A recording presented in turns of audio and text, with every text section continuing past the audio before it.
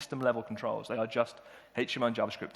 The beauty of it is they look like they're system-level controls because we made them, and the animations and the movements and everything which works, it works exactly the same as C++ controls in XAML look like as well. So that's where that magic happens, which creates the HTML markup into real controls. So there is a few differences between the web environment. See that marketing slogan? All the advantages of HTML programming, plus the power, personality, and security of Windows. Yeah, right on. You have this styling change. Things are styled very differently in a Windows 8 application. It looks different. There's that whole UI thing that you need to consider when you're building a Windows 8 application in JavaScript and HTML. There's the Windows runtime access, all the power of Windows at a JavaScript developer's hands. What could possibly go wrong? I'm a JavaScript developer. I can say that. Single-page apps. Most of the default templates run a single-page model app, single page. So you're not going to a specific URL and going to different pages. You can do that in a Windows 8 app. But generally, you're using a single-page app metaphor, and you're loading in different content on demand. And the user never leaves that default.html page. It's actually just the default HTML page is a wrapper which pulls in other pages and spits them out and clears them up. It's just this one single page you're ever on. There's never a navigate to default to or some other page. There's this different security context as well to consider. You can't, for example, just take HTML or JavaScript and off the wire, so off the network, and then just say, document.getElementID div dot inner HTML equals, and then populate some HTML content from the web directly in there. The reason we don't allow that is because it's open to abuse. There's lots of man-in-the-middle attacks. People could inject code really simply in your applications, and we wanted to avoid that. There's a great article on MSDN called Safe JavaScript Development, and some libraries use this model, this inner HTML model, to work, and those are the libraries where we have problems with Windows 8. And they're few and far between now, but all the major ones don't have these problems. But there are, small JavaScript, jQuery plugins, for example, you might use, which might inject HTML directly from the wire. And you will get exceptions thrown. When you get those exceptions, Google it with Bing, and you'll find the answer to your problem.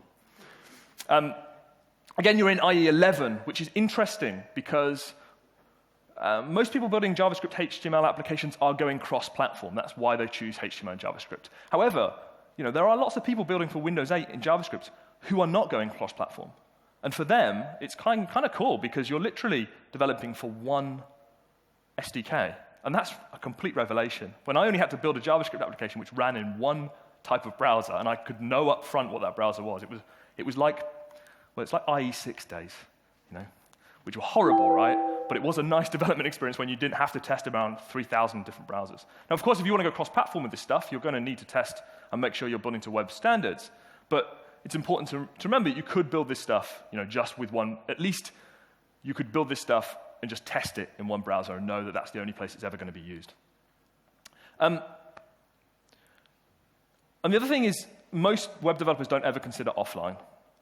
Although there are web standards now which can allow you to do offline in web applications, most people don't consider that when they're building these kinds of applications. So you often get, when people very, very new to Windows 8 start developing applications, it all works fine on their machine.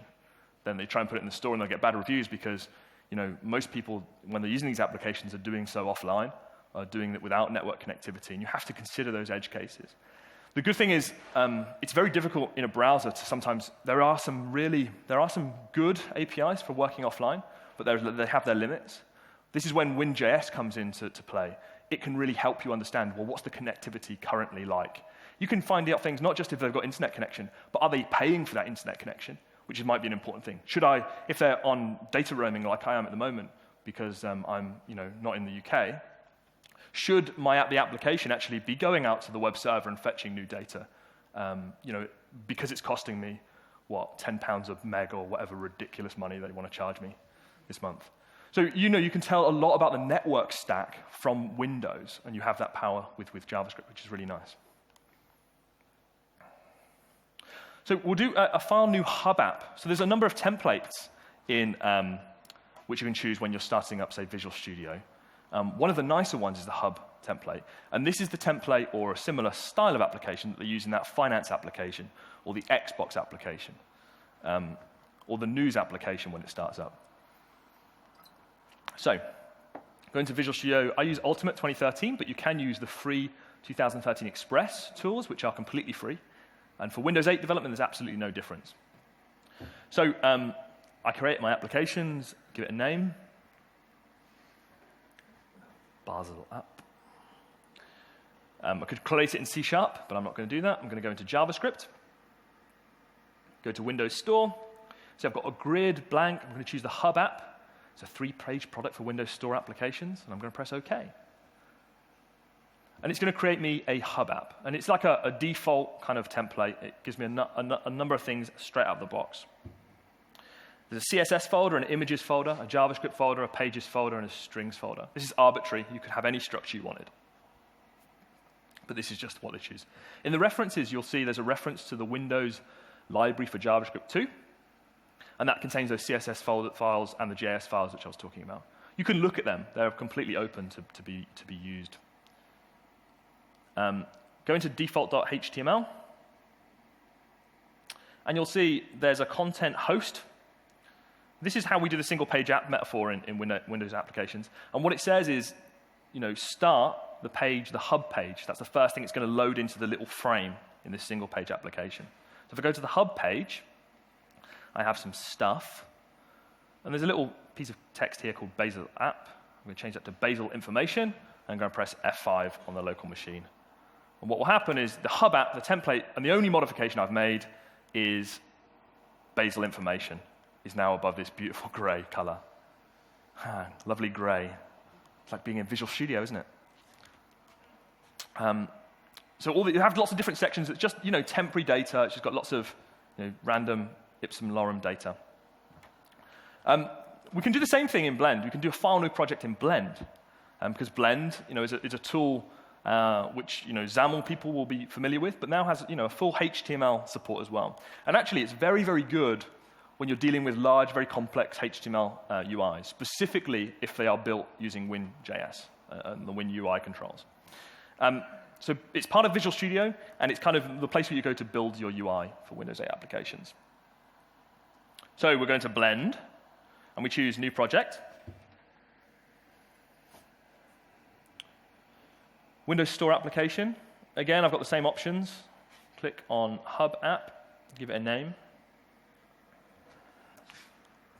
Basel information. Info. It's got a version 8.1. Its language is JavaScript. Press OK. And we have the same sort of application there. What's unique about Blend is we can go into interactive mode. When we go into interactive mode, we actually can use the application as if it was running. And it actually is running. It's physically running this application. I can't click on section 1. I can't click on section 2. But I can click on section 3. And it drills into the section 3. And then I can maybe, when I'm inside section 3, I could click on one of those items. So I can click on section 3 again and click on the item. It'll take me to the items page. So I'm navigating around this application, this hub application, which is fine. And it's pretty. It's kind of cool the way it constructs. And looking at these templates is a great way to understand how it all works and how it all fits together. You'll notice when I stop the interactive debugger, it stops at the point that I left it last. So which is good. If you want to drill into that index page and then navigate and look at that, you can do that.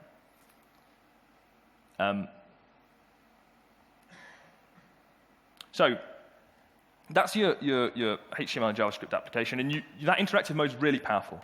It's using your application. It's actually running in memory as you're doing it. If you've got connections to web services, they will get called and it will populate your application. You can then just pause it, come out of interactive mode, and then you can look at the DOM tree. You can look at the CSS properties of that object. You can change them. It's really good to do live editing of your application. So let's look at how we would then take that hub and customize it a little. So that gray section and that text is the first problem. So Basel info, I'm just going to go down here. I click on it, and it takes me to the HTML for it. I'm going to take Basel info. I'm going to change that to Basel information, because I'm a formal kind of guy. And then I want to change this gray, horrible image from a gray image into something which I took yesterday over at the river. So if I go to the style rules, I can search the style rules. I know this has got a CSS class of hero, so .hero, and it shows me the CSS class. I click on that, and then on the right-hand side, there's a bunch of properties, or CSS properties. And here, you can see there is it says that there's a gray PNG. But I can change that image. I can choose another image. I've got a hero image, which took at the river yesterday, which is great. But now you'll see that my text now doesn't sit very nicely on top of that image. So I could take that image and I could rework it and give it a darker top. But what instead I'll do is I'll add another layer to that background. And this would be a gradient. I'll move the hero image down so that the gradient is on top. So now I have a gradient background as well. And then I'll modify this gradient. I'm going to flip it around. So I want the black at the top, and I want white at the bottom. And then I want the picture to come through. So if I change the opacity or the alpha channel of the white to 0, my picture will now come through the background. And if I change the opacity of the black to, say, 80, it'll be a little bit more of a subtle effect. And they use this effect, these gradients, these CSS3 gradients, all the way through Windows 8 applications. It's really good to give a contrast to a title, for example. Now,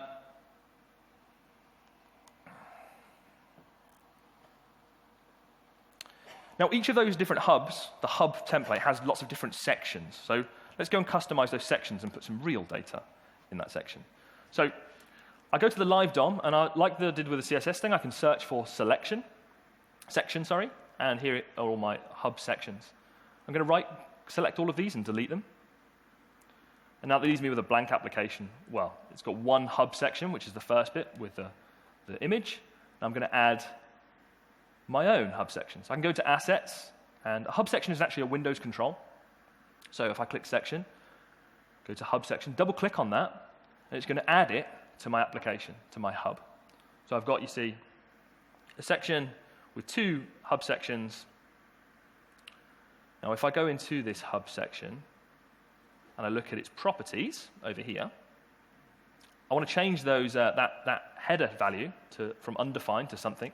So go to the HTML attributes, and I'll change the header of the Windows app control to transport.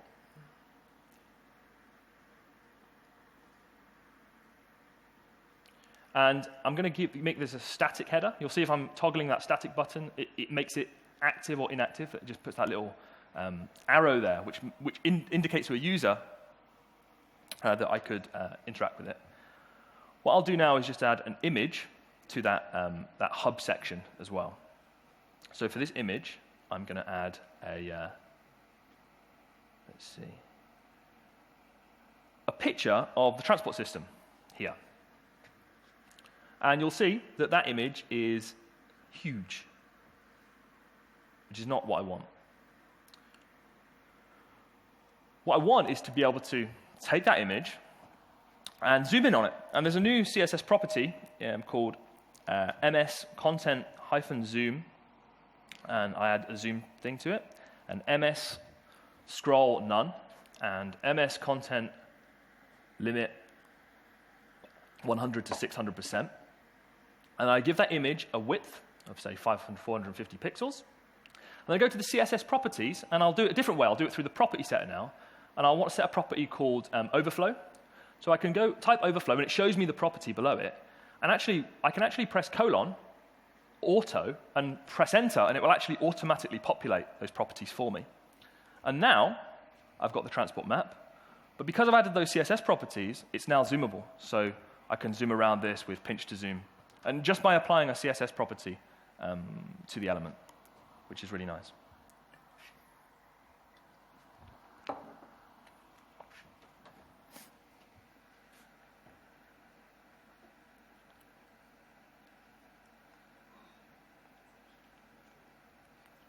So let's add something a little bit more complex, because we couldn't really put that just in the App Store. We're unlikely to make any money from a pinch to zoom map. I've tried. We're going to add photos of this glorious city.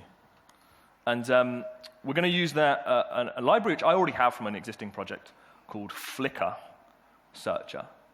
Actually written by a guy in my company called Mike Talty, really great developer. And he wrote this for a project about 7 years ago. And then I took that library and we added a little bit of promise magic to it. We made it asynchronous. And then I can now use this as like a kind of library in my application. Interestingly, if I had written this in C#, I could also take that C# library, if it's a portable class library, and actually put it into my JavaScript application and call C# as well. So there are people out there who build JavaScript and HTML front ends which actually call into C# in the back end if you want to do that and if you want to use portable class libraries. There are some limitations to doing that, but it's an interesting model and some people like it. So I'm going to add the photo section. So I'm going to edit this in Visual Studio because I'm kind of going to be using code now. So I'm going to exit Blend and do this in Visual Studio.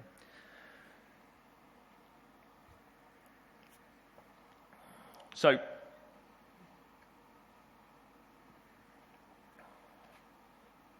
I'm going to add my JavaScript library.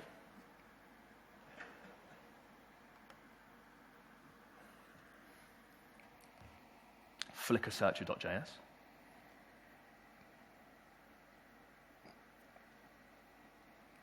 And this is the library. It's pretty complex, but it's quite simple, actually. All it does is makes an XHR request, an AJAX request, to Flickr, and then returns me a JSON file, a JSON object. The other thing I do for WinJS is I namespace it. So I declare this in my app. So actually, now I've taken this library and I've declared it with a namespace, Flickr Searcher. This is going to be available to me anywhere in my application. I can just call this library from my application. To do that, I actually have to include the JavaScript file in the top of my default ASPX page. And then from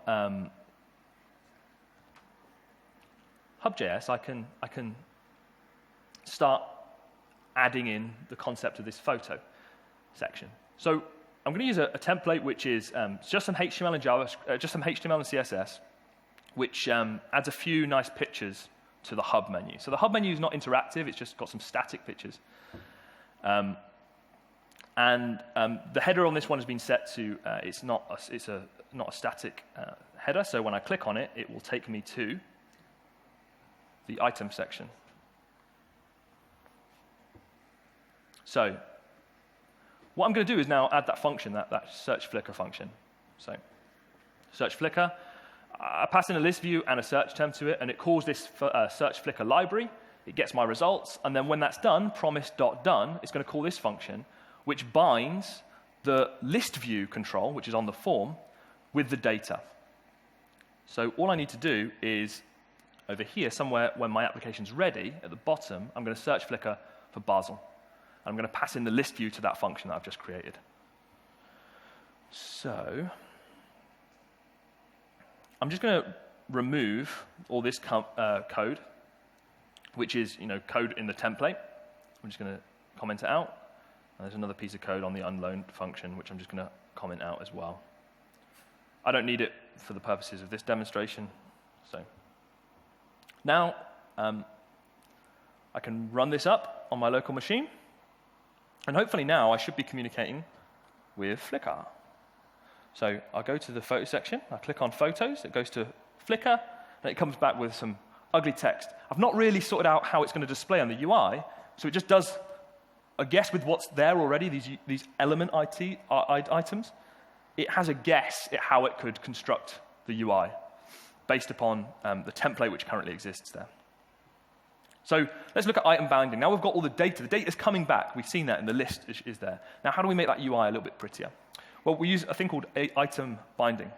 Now, the code for item binding can be very complex. You can do lots of very cool things with it. But basically, to bind an image, we would use this hash data win binds equals source image URL. So this is the JavaScript object So on that JavaScript object, which I'm going to bind, it's going to have a property called image URL.